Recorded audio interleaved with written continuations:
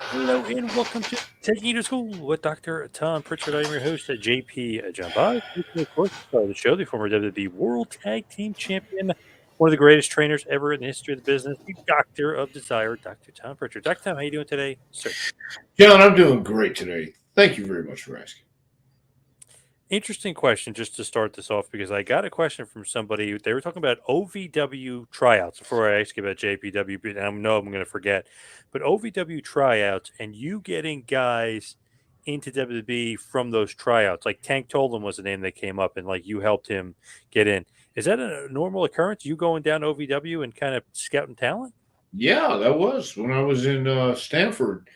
Part of my gig was going down every month to OVW and Heartland Wrestling Association in Cincinnati. So I went to HWA, OVW, and later on Deep South and stuff like that. But yeah, that was my regular gig when I was in Stanford.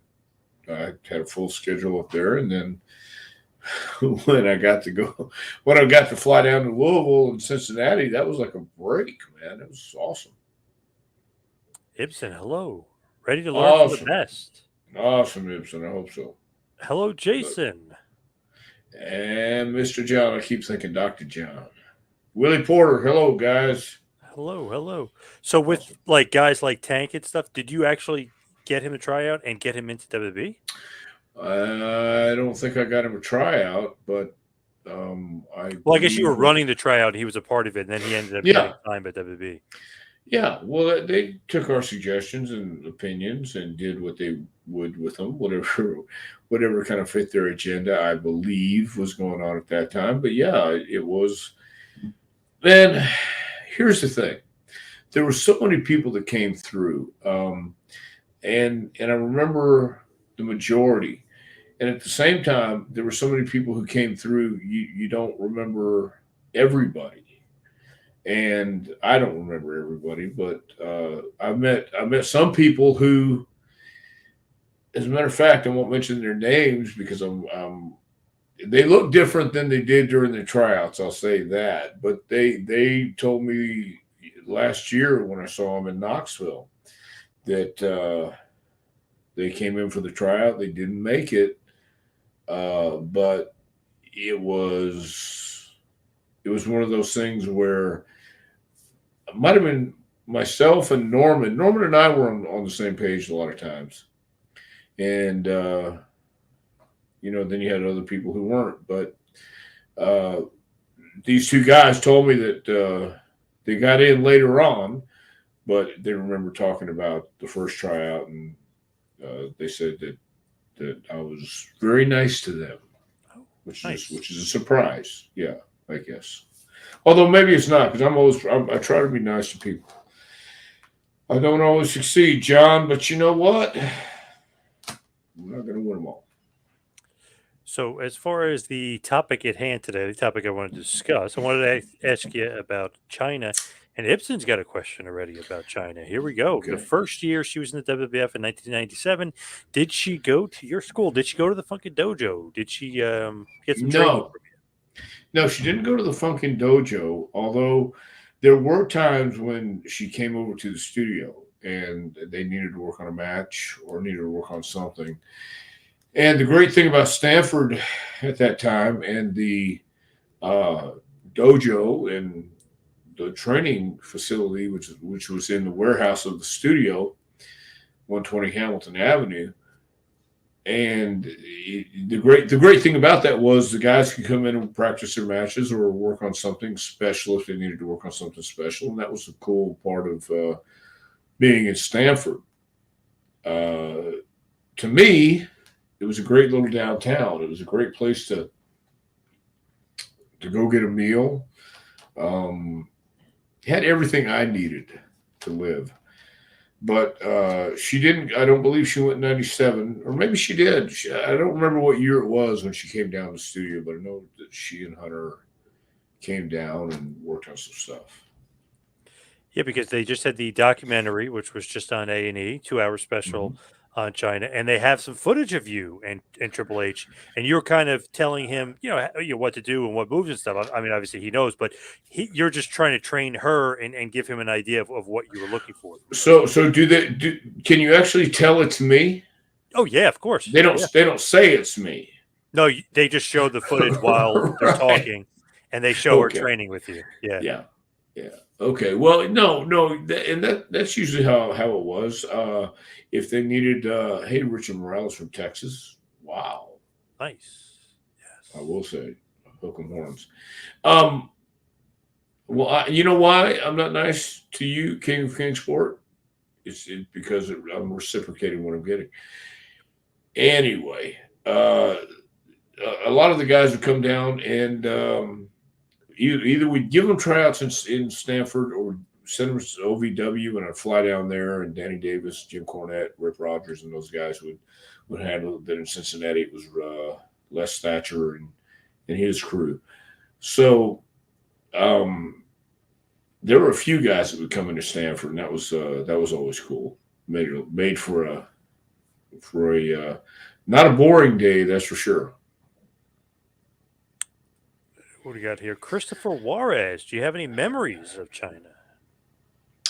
Yeah, yeah. She was always nice. She, with someone like that, and what I mean is someone who definitely was unique and looked different. I always felt that people people like that who know they look unique and know they're going to get stared at and know they're going to have comments thrown their way. I couldn't imagine what it's like to walk through an airport or to walk through life like that. And as we saw on the documentary, the parts I saw was talking about where people would call her names or make fun of her and be just complete assholes. And people can be assholes sometimes.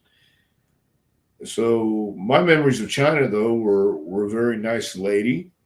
I think any performer is always. We don't know what everybody's going through. Somebody's always dealing with something, and I can only imagine, with the pressure that she was under, just that she put on herself, and you could see it in the documentary when she said, "I'm Chyna. I'm a champion. Damn it! You shouldn't treat me like this."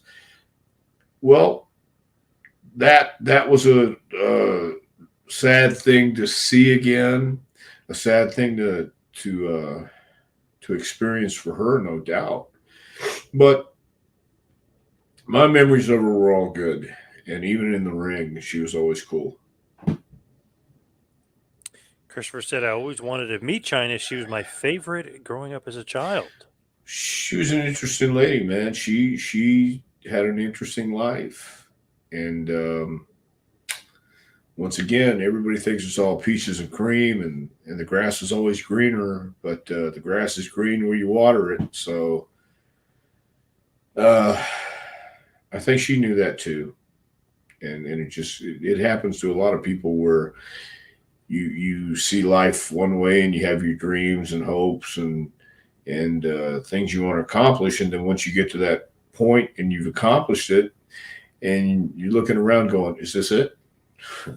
What I thought it was gonna be different, and I was gonna feel different, and I was gonna see things differently. When all of a sudden you realize, it's not always what you think it is. So she was a lot of people's favorites, and the cool thing about her is I think she treated everybody with respect and understood what it was like to have people either be nice to you or not be nice to you, and that's part of who a real superstar is. And she was definitely a superstar. Richard wants to know, how do you think China would do against the women wrestlers of today? And he just threw in there her in her prime, obviously, against. Well, yeah, sure, I get that. I think she would be every bit, if not more, the star that she was in the Attitude. Well, let me say this: I don't know that she would be more of a star because there were more people watching back then, and I think she'd do fine against the women today. I think she'd be a great asset. I just think her attitude is what drove her. She had the passion, she had the drive, and that's that's the key. It truly is. Because without the passion and the drive, you'll be staying idle that whole time. Jason said, if I remember correctly, wasn't China something of a scholar?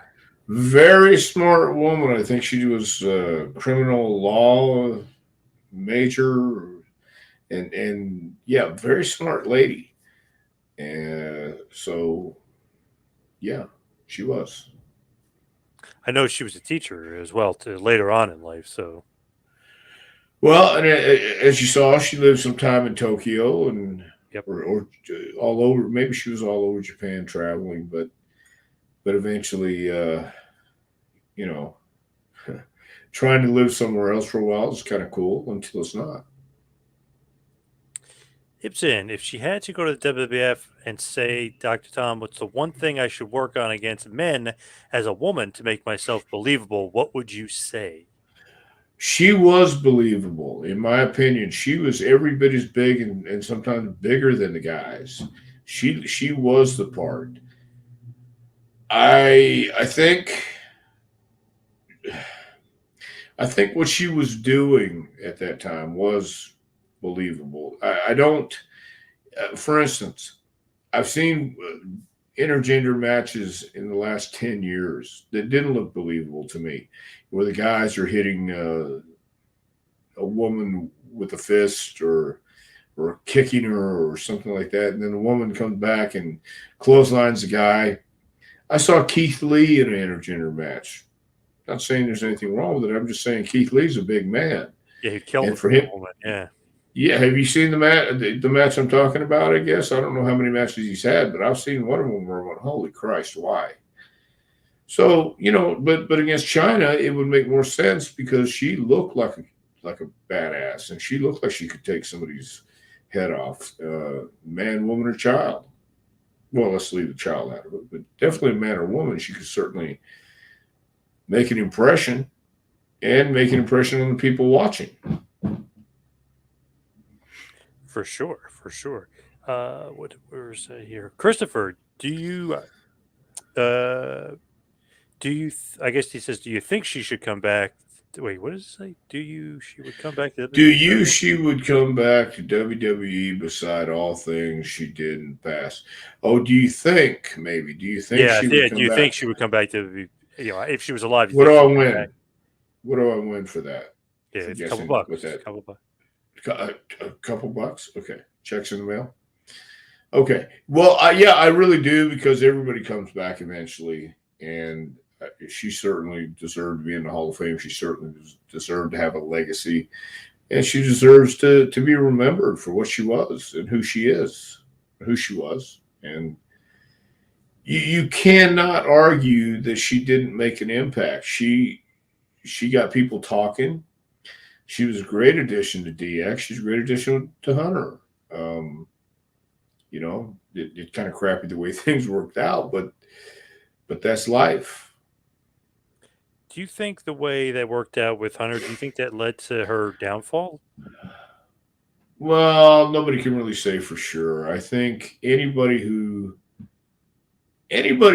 dabbles in drugs and can walk away is a stronger person than 95% of us. But anyone who already has these insecurities and is looking for something to make them melt away or go away for however long it is. It doesn't matter if it's 5 minutes or 5 hours. I think you can justify anything in your head that you want to. We've all felt pain and disappointment in life. China's no different. And if she loved Hunter and that was a relationship she was really invested in, for it to happen that way, oh my God, can you? We can only imagine. We saw it from the outside, but she was right there up close and personal. And God only knows what was said during those intimate times. And you can't blame anybody because, again, that's life. You can't choose who you're going to fall in love with, who you're going to have a relationship with. If it didn't work out and Hunter wasn't feeling the same, then I don't understand why people would want him to stay in it, because if he's miserable, he's going to make everybody else around him miserable, and vice versa. So, was it a catalyst? I think doing drugs, no matter who it is, um, you can hang your hat on anything as to why, and it's an unfortunate circumstance because a lot of people don't know when to say when or when to say stop. Do you think that he was cheating on her with Stephanie and that just like set her off, or what do you Are think on you that? kidding me? Hunter cheat on anybody? Come on. Would a man cheat on a woman? When a man cheats on a woman, right, that's not when a man loves a woman. Yeah, whatever it is. Well, I mean, do I think he was cheating on her? Hell, I could think all I want. I think there was a lot more going on uh, before China knew about it, and um, yeah, I think yes, there was a lot of things going on at that time. But do I know for a fact? No, not really. Barbara, I was wondering where you were. Glad you made it. Hope My your cold cold is is doing better. my cold is doing better. I'm still having some sinus issues here. You know, spring. This has been a real weird spring, or not spring, winter. Thank you. We're coming up on spring. We're springing forward this weekend. Yeah, this week. Yeah, Yes, yes. Well, but we've had hot weather, cold weather, rain weather, rainy weather, all this other stuff, man. And everybody's been sick around here, from my daughter to my wife, everybody. weird. It's a weird time right Yeah, but now. enough about my health. Yes. Yeah, yeah. Mr. Morales is Pritchard of both. There's no T in Pritchard, but you can get a Yeah, T-shirt of take both. the T out of Prichard, put it on your back, go to prewts.com. There you go. A lot of great t-shirts there. He remembers you from Southwest Championship Wrestling, San Antonio, I was Texas. just a young boy back then. I was a greenhorn, beyond greenhorns back then, but I had a good time at San Antonio Yep. Southwest. Yeah. Tully definitely said you were a greenhorn then. That's for sure. I was a great. Who said that? Oh, what? Tully. Oh, Tully. Yes. Tully would Ibsen know. says, how was she backstage in 99? She was great. I never had a problem with China as a producer or uh, coming over to the ring at the studio. Never had a bad word. I worked. I guess I worked with her twice, and the good housekeeping match with Jeff. Um, God, never a problem, and that's what you want. That's what I wanted anyway. To be able to go to the ring and do what you had to do, and not get hurt in the process, which is always a good thing, and always a bonus in my opinion. Yeah, you were a ref for a match of Shane and Test beat Triple H and China in Houston, Texas on 9/20/99, then 9/27/99. Next week, you guys lost that good housekeeping. You and Jeff actually lost to China and Deborah, of all things. Imagine that. Imagine that. But that's the way it goes.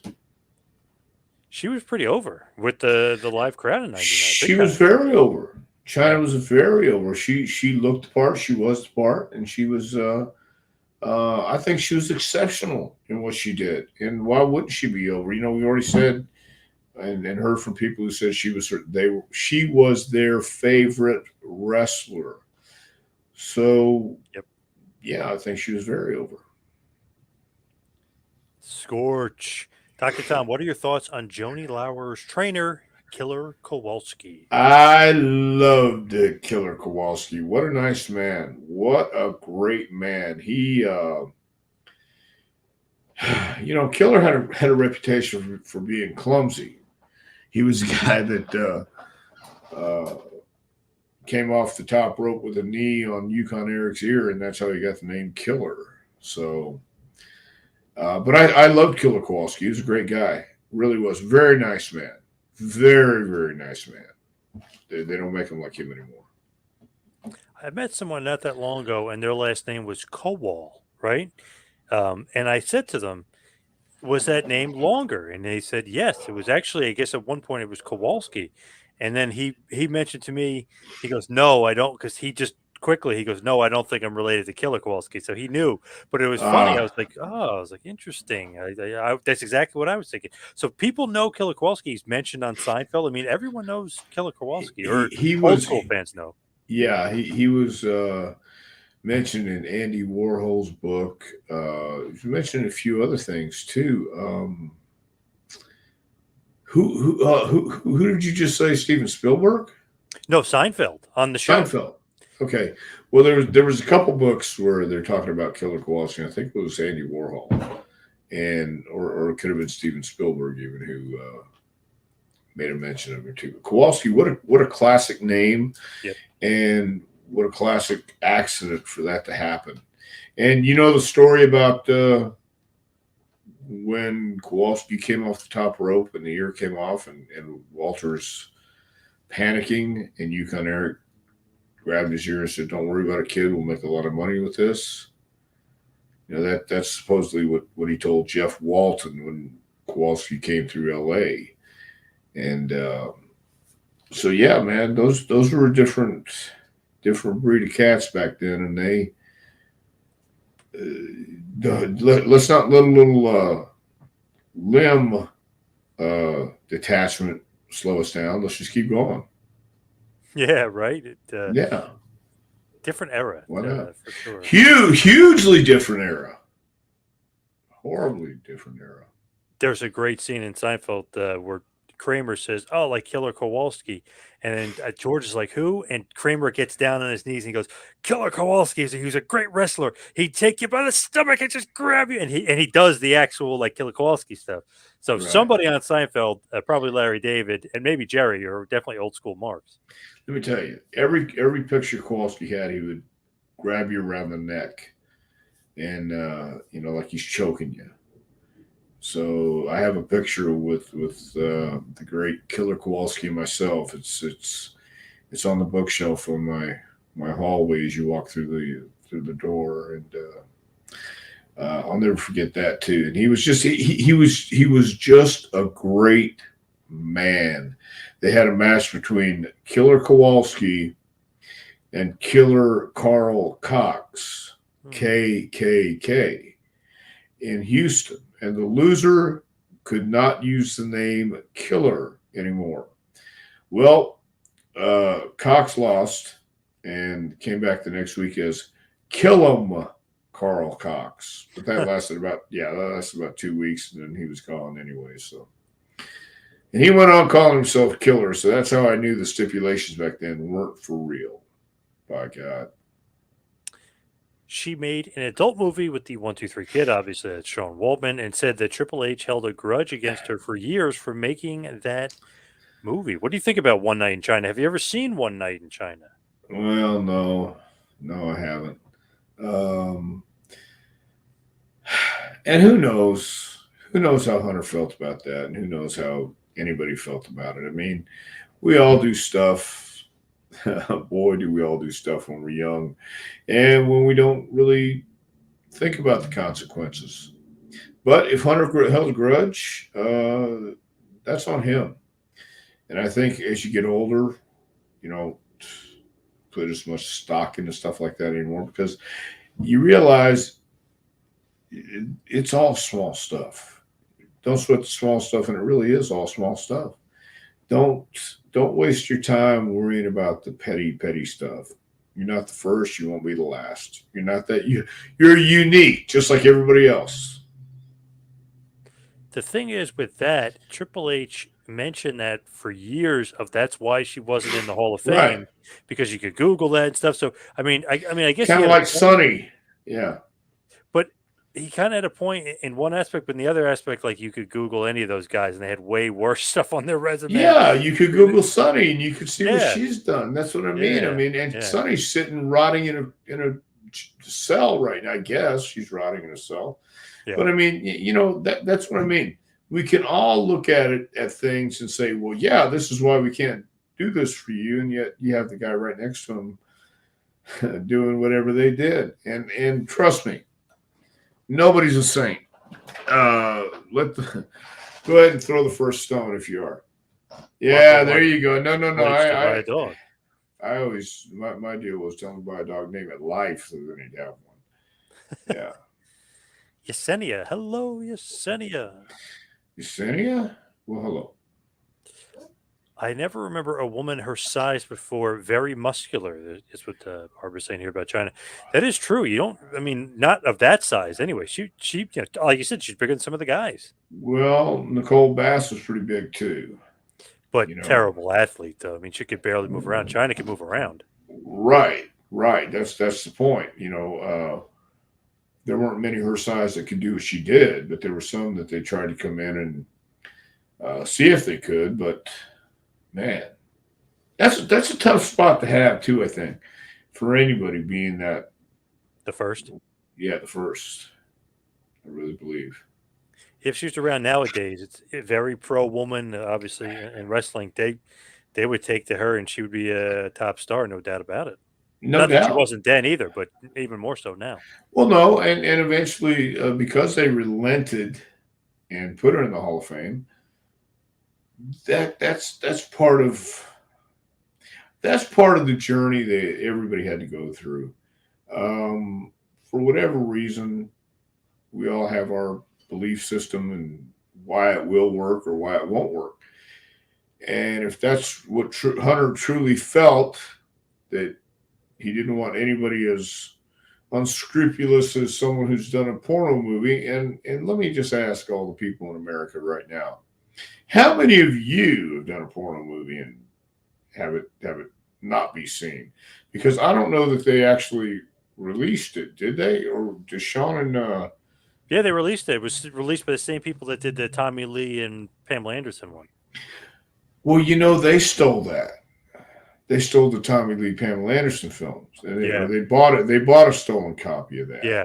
Yep. So that's what I mean. If it doesnn't really do me too much good and put faith in those wonderful human beings either. The guy that did that went to Cuba or Amsterdam, wherever it was, and hung out for a while until the money ran out. Yeah. So, but anytime you're dealing with stuff like that, man, it's I think it's all relative, and if you put it into perspective,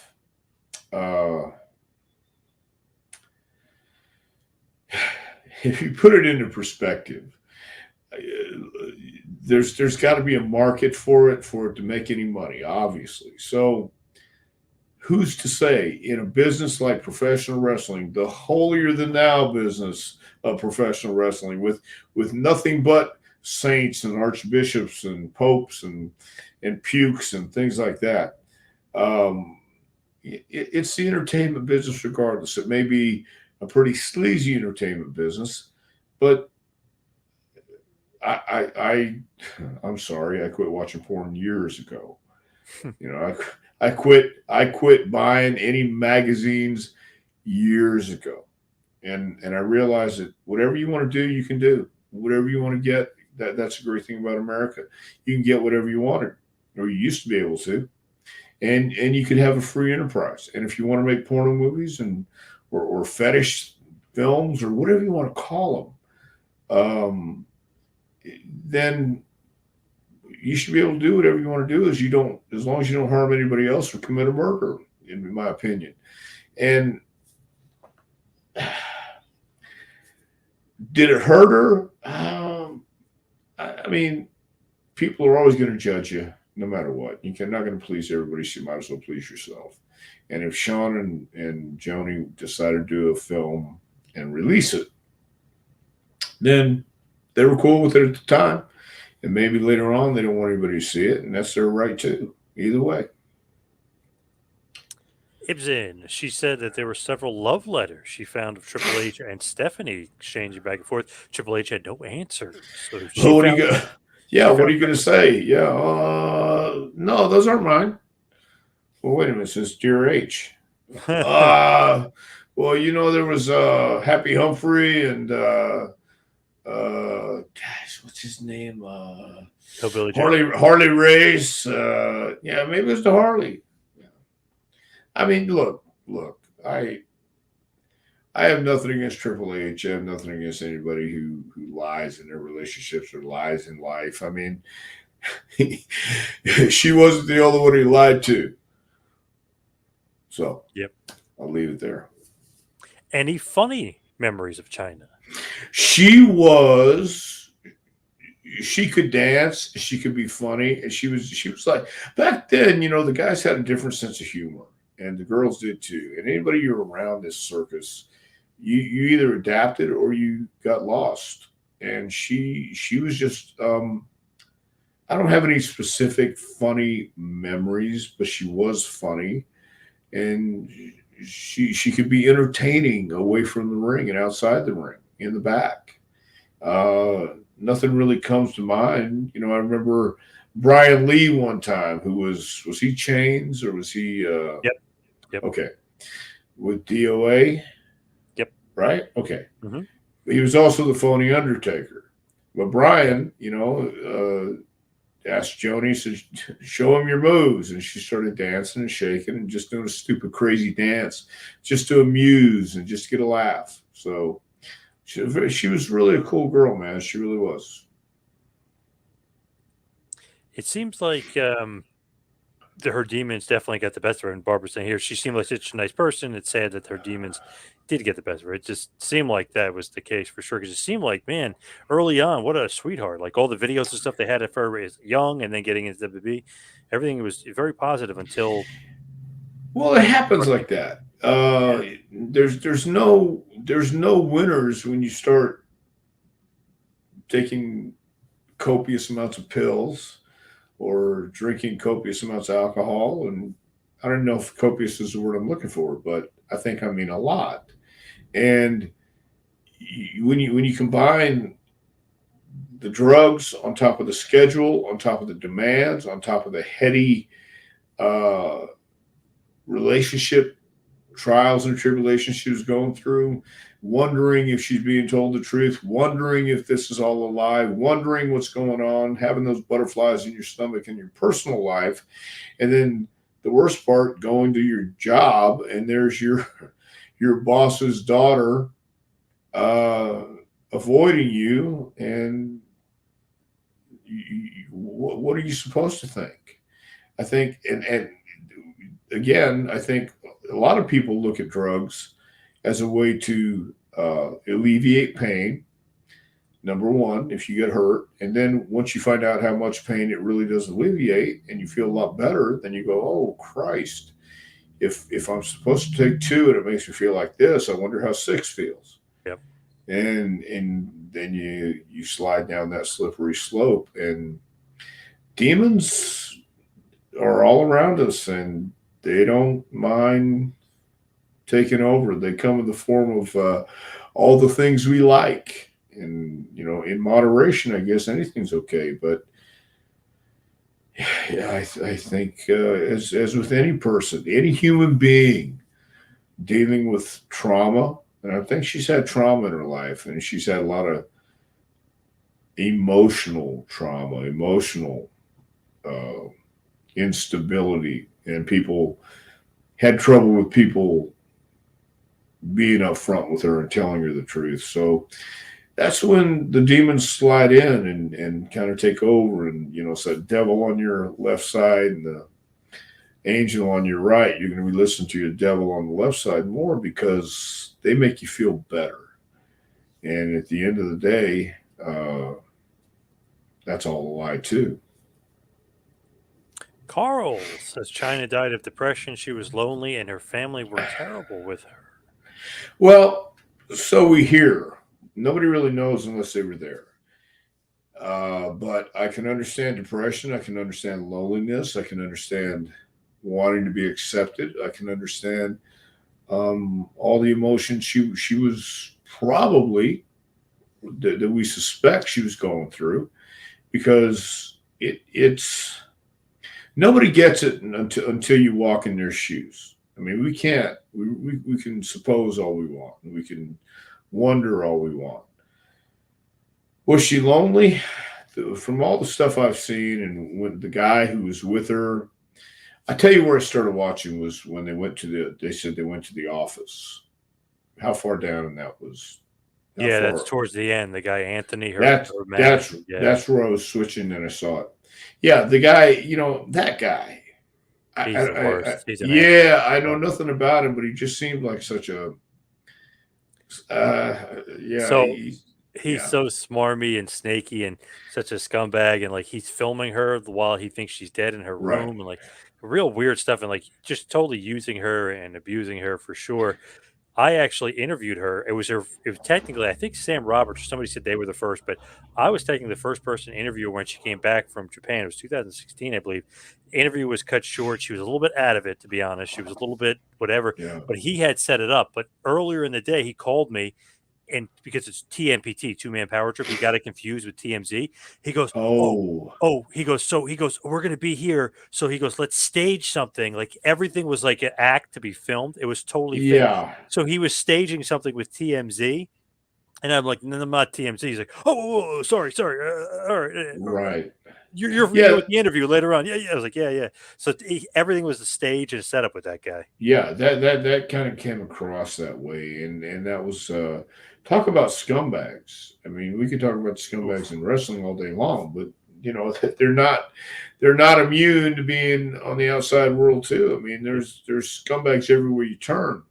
But yeah, depression, loneliness, family problems, relationship troubles, and people enabling her wasn't a good thing. And it's never a good thing. It's not a good thing for anybody, but especially an addict or someone who's had mental health issues. And that's nothing to laugh about, nothing to make fun of and exploit. Uh, because it's real and nobody knows how far down the line a person is until a lot of times it's too late. We never know where the line's at until we cross it, and sometimes we get so far past and cross that line so far that there's no going back. And I truly believe that's what happened. I mean, Yep. you go to jail, you go to rehab, and you die, and that's the sad facts. So Rio says, I remember the angle where Jericho and China he had the feud. China was tied to a chair, and Jericho smashed her hands with a hammer. China's screams were chilling. He said, "Interesting feud there with Jericho and China. Obviously, she would beat Double A Jeff Jarrett. She'd be an Intercontinental Champion. I know she was a woman's champion, but the Intercontinental title, I mean, that was pretty big time, especially in that era for a woman to be the IC champ. It was nuts, and obviously, the feuds with Jericho and Jeff Jarrett are pretty good too. Yeah, I mean, she went places. She was the pioneer for women taking on men and being in that position. So she really did lay the groundwork for what's going on today. The main event at WrestleMania was Charlotte and Ronda and what was it, Becky? That would have never happened had China not made an impact, in my opinion, uh, because it wasn't the time wasn't right, but obviously it is now. And without China, without what she did, I don't think the women's revolution would have happened. I could be wrong, but that's just my opinion. We'll never know, but that's the way I feel because people still talk about China today, and there was still interest to see a biography about her, and that's why WWE picked it up and realized Yep. there's a lot of people who still care. And no matter what Hunter thinks, one thing I've learned about people who get to that rarefied air in Stanford in the office, uh, they do understand business and they do understand that it's not personal. It's as cold and cold hearted as business. It's just the way it is. And a lot of people can't understand that. And I couldn't understand it for the longest time until finally I wrapped my head around it. It's not that they don't like you, it's that you just don't belong there yet, if ever. Yep. And Yeah. Jason is saying Triple H's case against China was a little suspect, considering his friend Sean Waltman was the one filming, and he was on the video, and he's in the Hall of Fame. well, well, yeah, that's my point.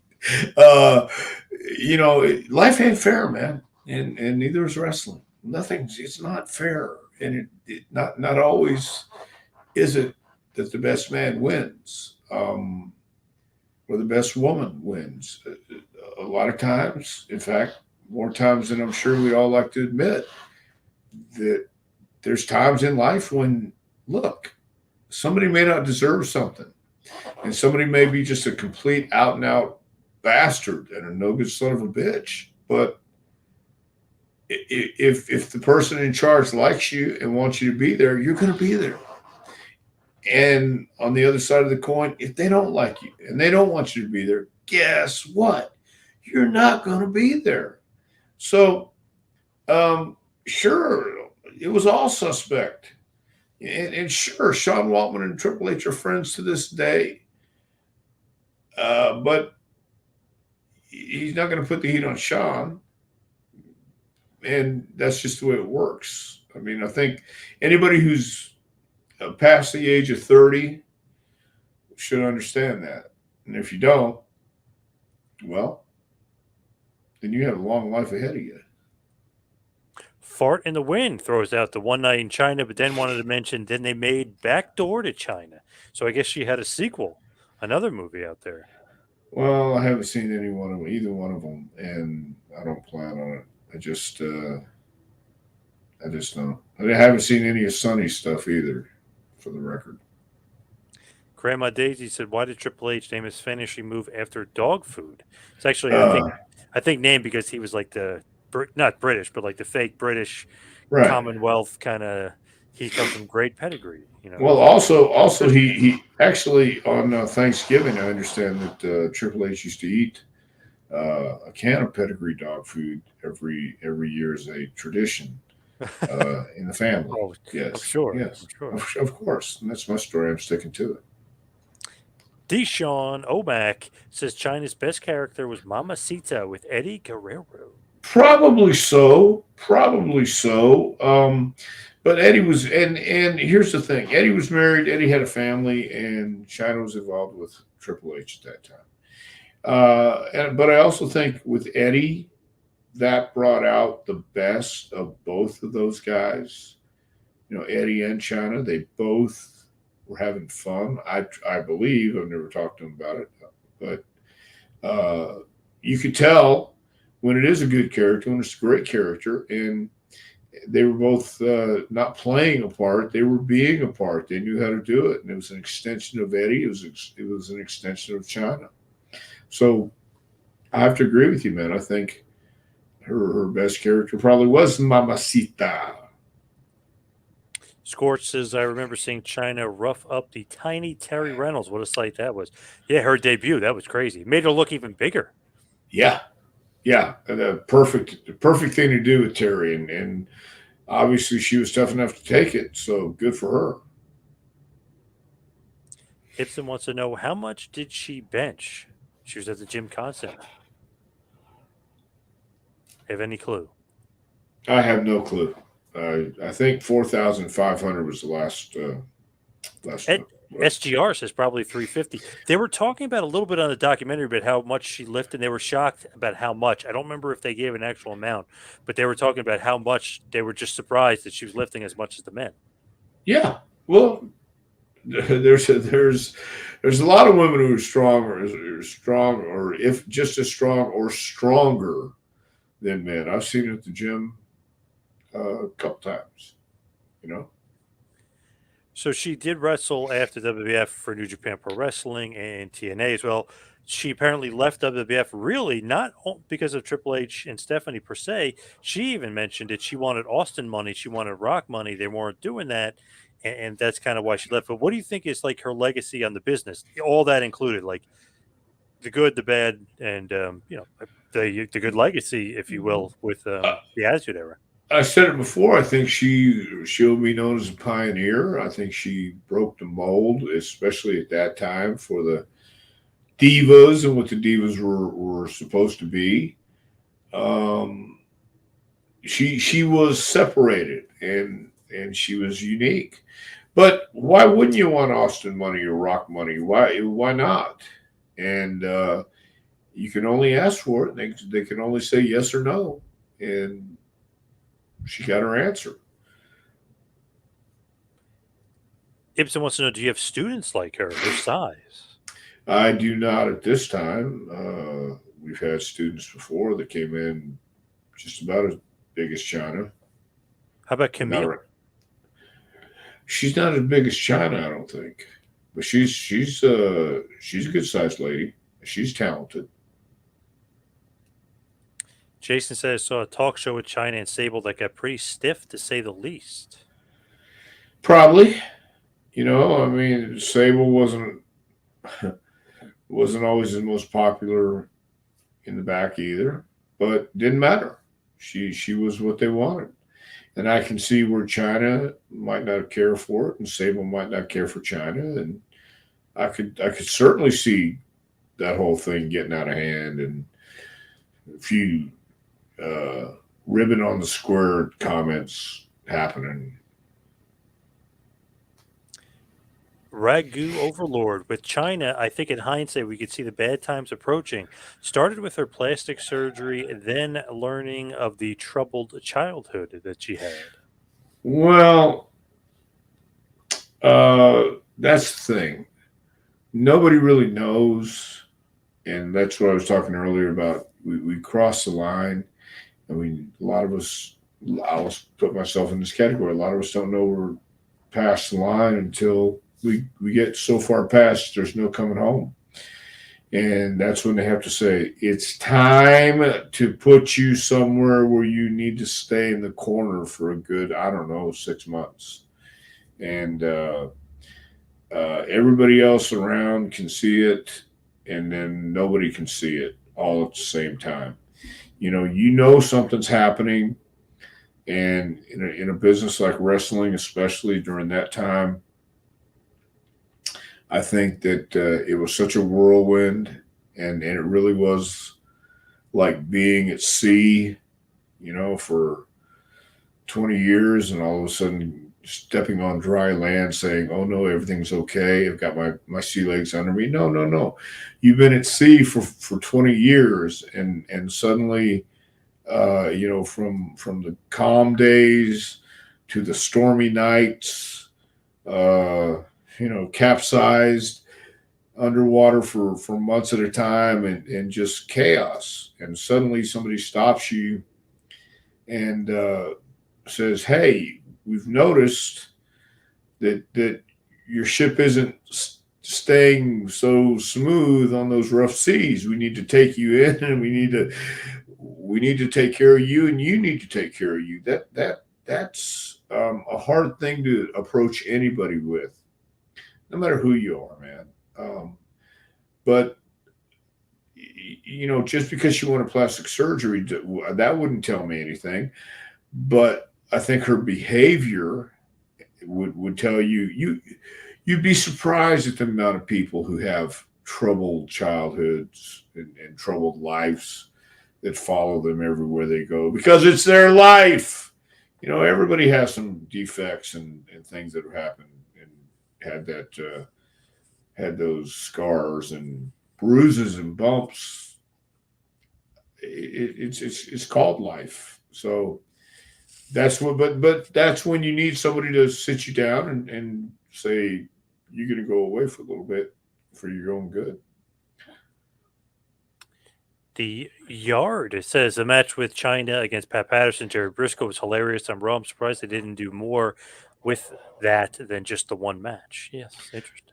Well, yeah, and no telling what was going on there too. I wasn't privy to Stooges were any of great. that.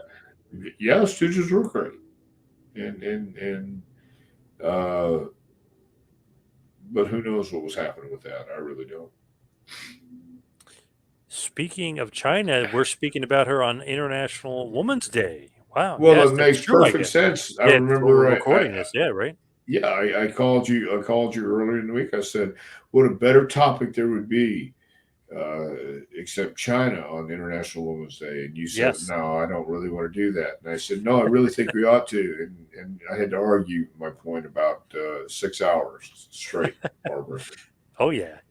Yeah, But it was and the all me. documentary came out. It was perfect. Perfect synergy. Yeah. Perfect. Yeah. Rio said, I thought it was cool when Miss Kitty imitated China's gimmick and became the little mini China. Obviously, that's Stacy Carter, Miss Kitty. That was actually pretty good. Pretty good outfit, if I remember correctly. Well, okay. Yeah. I'll leave it there. Barbara's throwing out hard times, baby. She's saying hard times. Hard times. I mean, it was hard times for a lot of people back then, but uh, that's we all look back on history and try to figure out what we could have done differently while the future keeps or the present just keeps going along. So we could talk all day long about hard times and what could have been done differently, but the fact is, it was done the way it was done. This is the way it was written. This is the way it was supposed to be. And China, unfortunately, not she wasn't the only one. She wasn't the only casualty of this whole uh, whatever we're going to call it, the chaos and confusion and despair. If there was any, well, yeah, there was despair on her part. It's a terrible thing, man. But there was a lot of people who had to handle it the way they handled it and didn't make it out. And let's go to some random questions here. Of course, Hall of Fame questions like we always get. Should Crash, Holly, or Tess go to the Hall of Fame?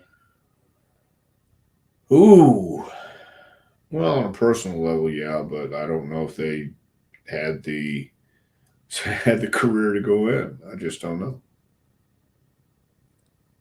I know there was another one here about the Hall of Fame. Oh, here we go. What about Dr. Tom in the Hall of Fame? Serious misjustice that needs to happen. Well, Barbara, I don't think that's going to happen though, but I appreciate that.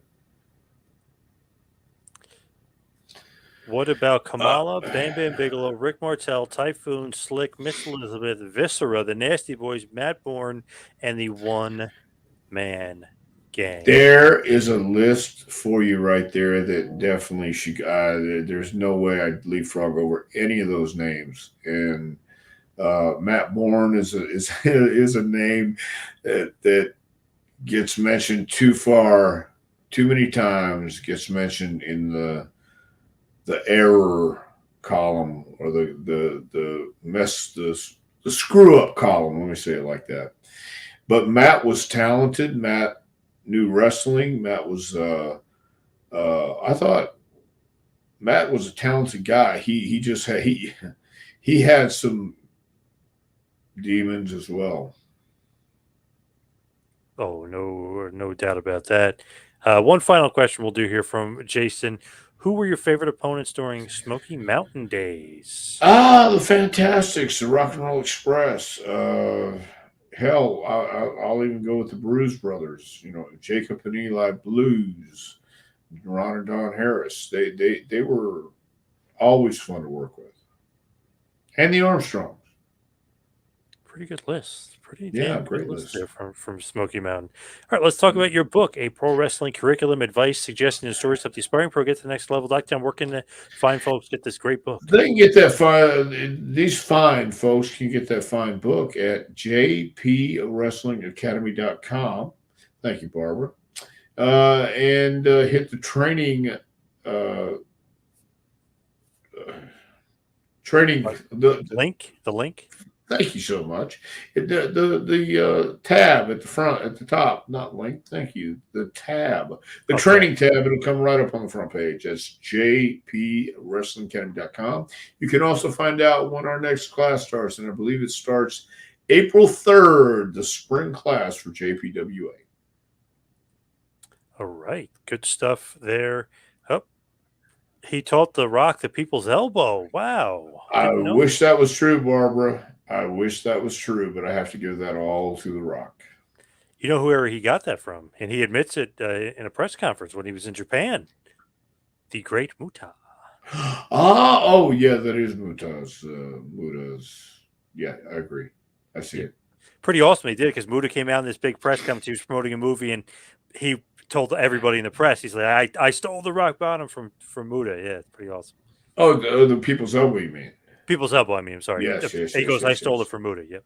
Yeah, cool.